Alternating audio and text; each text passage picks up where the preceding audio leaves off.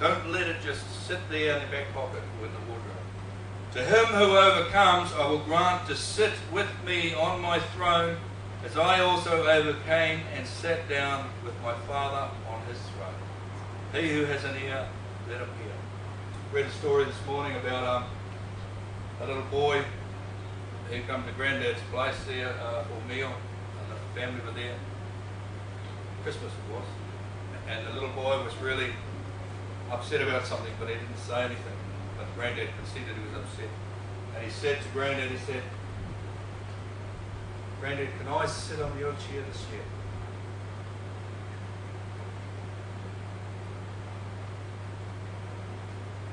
His chair was at the head of the table.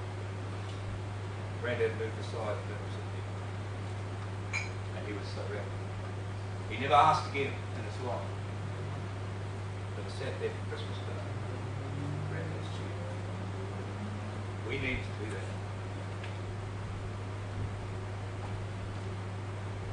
He who has an ear, let him hear what the Spirit says to the churches. God's talking to us, church. Particularly in these last days. He's talking to us. He says, watch. Watch. Look out. Beware. Beware of covetousness. Beware of getting caught up with the things of this world. It says, no man that wars entangles himself with the things of this world. We get caught up in burdensome things that mean nothing because we're not going to take them with us. We hear it so often. We need to learn some things. We need to take on ourselves the garments that God has given us. There are plenty of them there that we haven't put on. We don't keep clean the ones that we put on.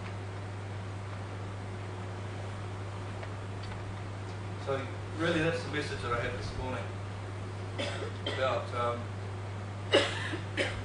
in Luke 12:15-40.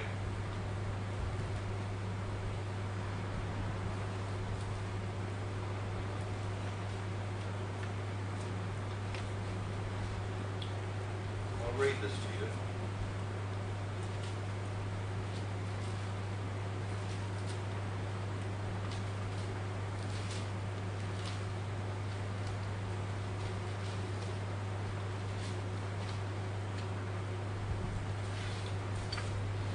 He said to them, take heed and beware of covetousness, for one's life does not consist in the abundance of the things he possesses. Then he spoke a parable to them and said, the ground of a certain rich man yielded plentifully, and he thought to himself, what shall I do since I have no room to store my crops?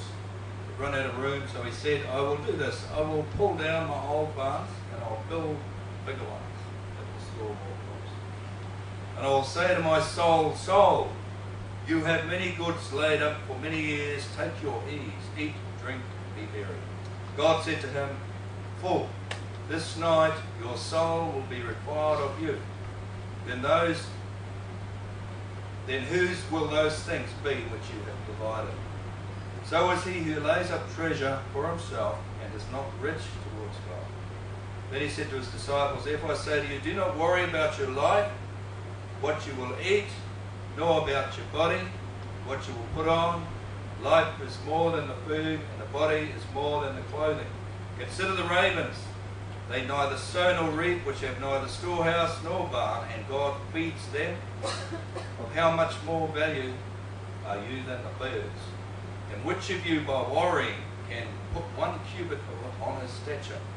If you then are not able to do the least, why are you anxious for the rest? Consider the lilies, how they grow. They neither toil nor spin, yet I say unto you, even Solomon in all his glory was not arrayed like one of these.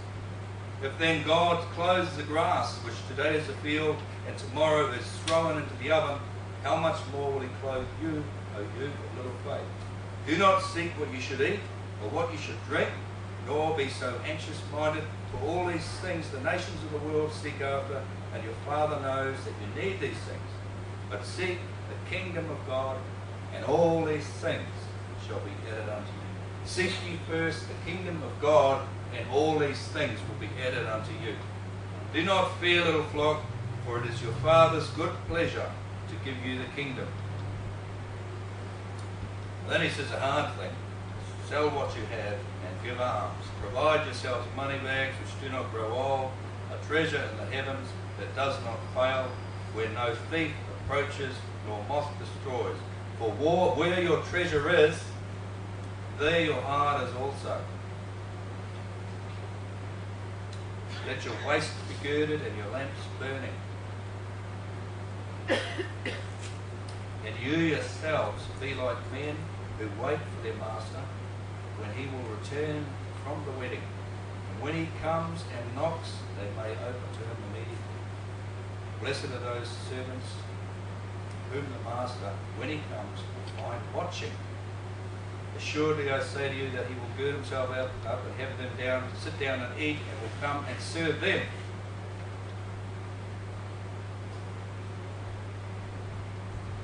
Take a note of that scripture and read it again.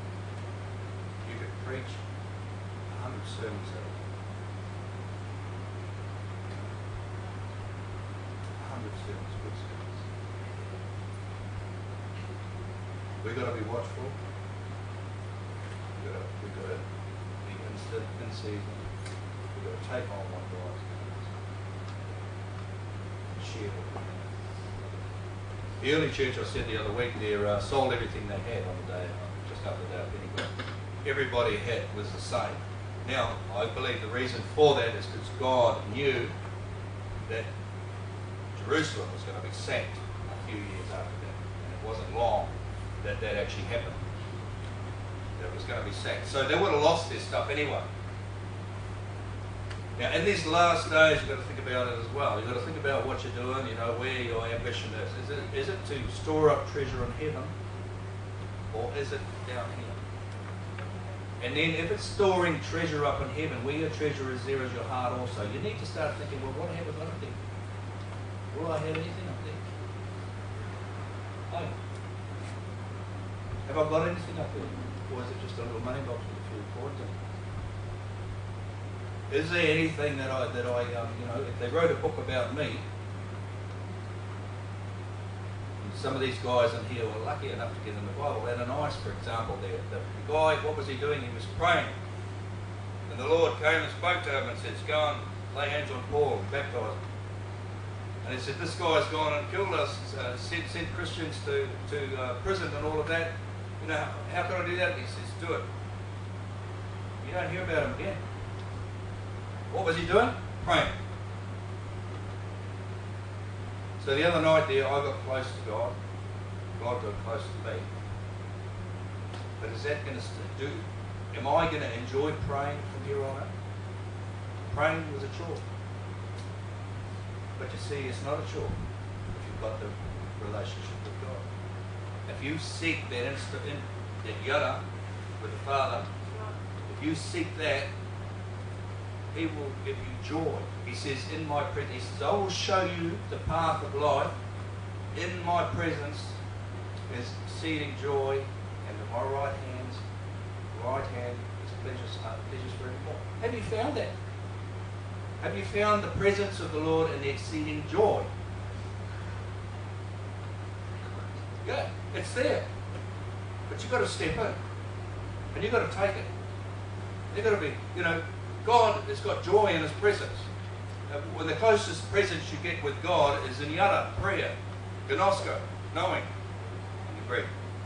Getting into prayer is the intimate relationship.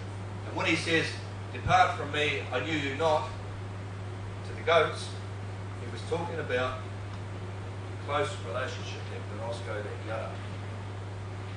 If you haven't got it, find it, get it. It's yours. It's yours. Amen.